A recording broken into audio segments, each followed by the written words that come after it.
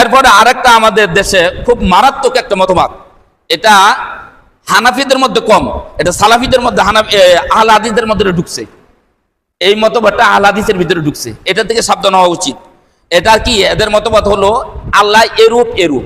আল্লাহ পাক বলছে ফালা তাদরিবু লিল্লাহি আমসাল, আমার কোনো উদাহরণ আমার সাদৃশ্য বর্ণনা করবে না, আমার সাথে কোনো উদাহরণ চলবে না যে এরকম বুদয় বুদয় এরকম, এই চিন্তাটাও করা যাবে না, এটা হারাম।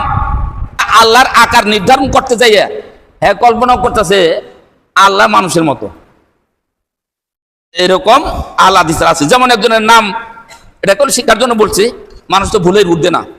একজনের নাম আমরা বলতে পারি, নাম হলো আব্দুর রাজ্জাক বিন ইউসুফ, নাম শুনছেন কিনা? উনি তার কিতাবে লিখছেন কে বড় লাভবান, 10 পৃষ্ঠার দিকে, 10 পৃষ্ঠাতে তিনি লিখছেন যে আল্লাহর দেহ আছে, নাউযুবিল্লাহি মিন যালিক। আল্লাহ পাক কোরআন হাদিসে কোথাও দেহ শব্দ ব্যবহার করে নাই আল্লাহর জন্য। আল্লাহ বলছে আমার চক্ষু আছে, আমার মুখ আছে, আমার পা আছে, আমার হাত আছে, এই কথাগুলো আল্লাহ বলছে। কিন্তু আল্লাহ কোথাও বলে নাই আমার দেহ আছে। যেটা আল্লাহ বলে নাই সেটা বলা হলো কুফরি। আর আল্লাহর দেহ আছে, দেহ শুধু মানুষের থাকে, দেহ শুধু সৃষ্টি থাকে, স্রষ্টার দেহর কথা আল্লাহ বলে নাই। এই জন্য আল্লাহর দেহ আছে এই কথা বলা দেহবাদী, মানুষের দিকে সে নিয়ে আসছে। 2 নাম্বার হলো তিনি বলছেন আল্লাহর কান আছে, কানের কথাও আল্লাহ কোথাও বলে নাই। আল্লাহ বলছে ওয়া হুয়া সামিউল বাসীর, এরকম শব্দ আল্লাহ পাক ব্যবহার করছেন, ওয়া হুয়া সামিউল বাসীর। তাহলে আল্লাহ এখানে বলছে সামিউ, আমি শুনি। যারা আপনার দেহবাদী মতবাদে বিশ্বাসী, মুজাসসিমা যারা, তাদের ধারণা হলো যে এখানে সামিউ যেহেতু শুনেন তাহলে আল্লাহর কান আছে, না এটা বলা যাবে না। আল্লাহ এখানে বলছে শুনেন, শোনার মধ্যেই আমার থাকতে হবে, আর বাইরে কিছু বলা যাবে না, বেশিও বলা যাবে না, কমে বলা যাবে না। আল্লাহ বলছেন শুনেন, আমি এখানেই থামবো। আল্লাহ যেখানে স্টপ, আমিও সেখানে স্টপ। অতএব আল্লাহর কান আছে এই কথা বলা যাবে না। কে বড় লাভবান, ওই বইয়ের ভিতরে তিনি লেখছেন আল্লাহ হাসেন, এরকম হাদিস মুয়াত্তা মালিকের মধ্যে হাদিস আছে, দুইজন ব্যক্তি দেখে আল্লাহ কি করবেন, হাসবেন। রাজ্জাক বিন ইউসুফ বলছে যে আল্লাহর হাসার মতো অঙ্গ প্রত্যঙ্গ আছে, নাউযুবিল্লাহি মিন যালিক। এটা কুফরি কথা। আল্লাহর অঙ্গ প্রত্যঙ্গর কথা এই শব্দটাই আল্লাহ ব্যবহার করে নাই। অঙ্গ প্রত্যঙ্গ বলতে কি, মাথার চুল থেকে আরম্ভ করে একের পায়ের নখ পর্যন্ত সমস্তটাই অঙ্গ প্রত্যঙ্গ। আল্লাহ সমস্তটা বর্ণনা করে নাই। আপনি যদি ওই কথা বলেন তাহলে কথা অনেক দ্বারা। আর শব্দ অর্থ কি, সিংহাসন, সিংহাসনে কি মানুষ দাঁড়ায় না বসে বলেন আপনারা? কথা বলেন নাকি? বসে, তাহলে বুঝা গেল আল্লাহ বসতেছে। এজন্য দেখবেন আমাদের দেশের একটা বাউল, রীতা বাউল, ও বলছিল যে আল্লাহর পিছা আছে, পেছন আছে, নাহলে বসে কেমনে? নাউযুবিল্লাহ। এই রাজ্জাক বিন ইউসুফেও এরকম ভয়াবহ ভ্রান্ত মতবাদে বিশ্বাসী হয়ে গেছে। এটা কেন বলতেছি, তার কারণ কি জানেন? আজকে 2 দিন ধরে নেটে ভাইরাল হয়েছে একটা বক্তৃতা যে রাজ্জাক বিন ইউসুফ দেহবাদী মতবাদে বিশ্বাসী, অতএব সালাফি আহলে হাদিসরা ব্যক্তি কুফরি। এরকম বড় বড় আলেমরাও করতেছে, কিন্তু বিষয়টা তো তা না। সালাফিরা কখনো আহলে হাদিসরা এগুলো বিশ্বাস করে না।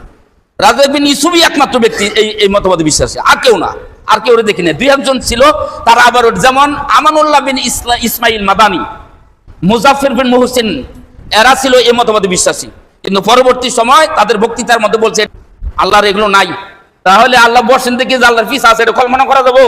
তো রাজ্জাক বিন ইউসুফ কল্পনা করে কি বললেন যে আল্লাহ রাব্বুল আলামিন যেহেতু হাসেন, তাহলে হাসার মতো অঙ্গ প্রত্যঙ্গ আছে। হাসতে হলে কি কি লাগে আপনারা বলেন? এটা বলতে পারেন না। হাসতে গেলে কি কি লাগে বলেন? ঠোঁট লাগে, দাঁত লাগে। কাজেই ওনার ধারণা হলো আল্লাহ যেহেতু হাসেন তাহলে আল্লাহর দাঁত আছে।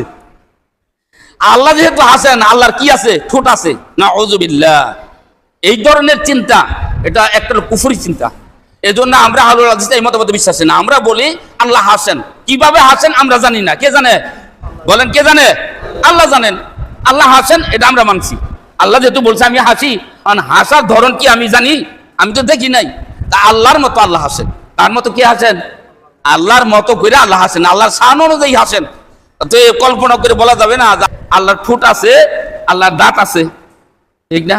এখন আল্লাহ পাক বলছে ওয়া কাল্লামাল্লাহু মূসা তাকলিমা, আমি মূসার সাথে কথা বলি, নবীদের সাথে আমি কথা বলি, বান্দাদের সাথে কিয়ামতের দিন আমি কথা বলবো। আল্লাহ কথা বলবে কিনা বলেন?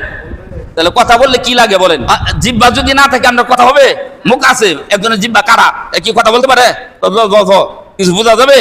পক্ষান্তরে একজনের নাক নাই, তার এরকম শোনা যাবে কিনা? হ্যাঁ, তাহলে কথা বলতে গেলে কি লাগবে? জিহ্বা, নাক, ঠোঁট, দাঁত, এই ব্যাগ সমন্বয় মিলে কথা স্পষ্ট হবে, ঠিক না? যদি একটা জিনিস মেসিং থাকে তাহলে আপনার কথা স্পষ্ট হবে না। কথা ঠিক না? ঠিক। আপনি চিন্তা করেন, আপনার নাক যদি চাপটা থাকে, যে কেউ নাক থাকে না, এই যে কাটা থাকে, তাই না? ঠোঁটের এই অংশ কাটা থাকে অনেকেই জন্মগত ভাবে, তখন এর কথা কি নাকায় নাকায় হয় না? ঠোঁটের এই ঠোঁটটা কাটার কারণে তার কথা স্পষ্ট হয় না। সুবহানাল্লাহ, কত সুন্দর করে আমাদেরকে বানাইছে। অতএব বোঝা গেল আল্লাহ কথা বললেই কল্পনা করে এটা বলা যাবে না যে আল্লাহর জিহ্বা আছে, জিহ্বা ছাড়া তো কথা বলা যায় না। নাউযুবিল্লাহ, আল্লাহ কোথাও বলে নাই আমার জিহ্বা আছে। আল্লাহ বলছে আমি কথা বলি। কথাটা কিভাবে বলেন এটা কে জানে? বলেন, আমরা জানি না কিভাবে কথা বলেন। অতএব এটাকে বলা হয় মুজাসসিমা আকীদা, দেহবাদী আকীদা। এটা নিয়ে যেহেতু ভাইরাল হয়ে গেছে গোটা ইয়ের ভিতরে 2 দিন যাবত, এজন্য আমি এই কথাগুলো বললাম। তা আজকে এই কথাটা ভাইরাল হইতো না যদি ওই বইগুলো তিনি সংশোধন করতেন। ওনার বইয়ের ভিতরে এই মারাত্মক কথাগুলা ওনার ছেলে আব্দুল্লাহ বিন রাজ্জাক, এই ছেলেটাও তো সংশোধন করতে পারতো, করে নাই। যাই হোক, অথচ আমি এটা 15 থেকে 10 বছর আগে আমার লেখা বইয়ের মধ্যে আমি এটা উল্লেখ করছি। তো উনি এটা চরম একটা ভুল আকীদা পোষণ করেন। আল্লাহ রাসূল বলছে, ইয়ানজিলু রাব্বুনা তাবারাকা ওয়া তাআলা কুল্লা লাইলাতিন ইলা সামাইদ দুনিয়া, ইলা সামাইদ দুনিয়া। আসমান, এই যে দুনিয়ার কাছাকাছি যে আসমানটা, প্রথম আসমানে আল্লাহ পাক আসেন, অবতরণ করেন, তিনি নেমে আসেন। আল্লাহ রাব্বুল আলামিন প্রথম আসমানে আসেন। এখন কেমনে আসেন এটা নিয়েও দেহবাদী যারা, তারা বলে যে আল্লাহ যেহেতু প্রথম আসমানে আসেন, তাহলে আল্লাহ নিশ্চয়ই একটা দেহ আছে, নিশ্চয়ই আল্লাহর ওই পাও আমরা যেরকম হাইটে হাইটে যেরকম হাইটে হাইটে আছে। মাশিয়াত একটা আল্লাহর একটা গুণ, মাশিয়াত। এটাকে বলা হয় কি জানেন? ইচ্ছা। ইচ্ছা, ইচ্ছা নামক একটা গুণ আছে। এই গুণটা আল্লাহ পাক কখনো প্রকাশ করেন, কখনো এটা অপ্রকাশ রাখেন। এটা হলো ফেলি, তার মানে কর্মরত গুণ। এটা ইচ্ছা করলে তিনি করেন, আবার ইচ্ছা করলে এটা করেন না, কর্মগত গুণ আল্লাহ। এই মাশিয়াত দ্বারা তিনি তার ইচ্ছা অনুযায়ী প্রথম আসমানে আসবেন, কোন মাখলুকের মতো নয়। আল্লাহ রাব্বুল আলামিনকে জানতে হলে আল্লাহ স্রষ্টার দিক দিয়ে তার জানা লাগবে, সৃষ্টির উদাহরণ দিয়ে নয়। সৃষ্টিকে দিয়ে আল্লাহকে জানা যাবে না, উদাহরণ দেওয়া যাবে না, বরং স্রষ্টাকে দিয়েই উদাহরণ দেওয়া লাগবে। কেননা আল্লাহ রাব্বুল আলামিন বলছে, লাইসা কামিসলিহি শাইউন, কোনো ধরন বর্ণনা করতে পারবে না। আমি যা সৃষ্টি করছি কোন সৃষ্টির সাথেই তুলনা করবে না।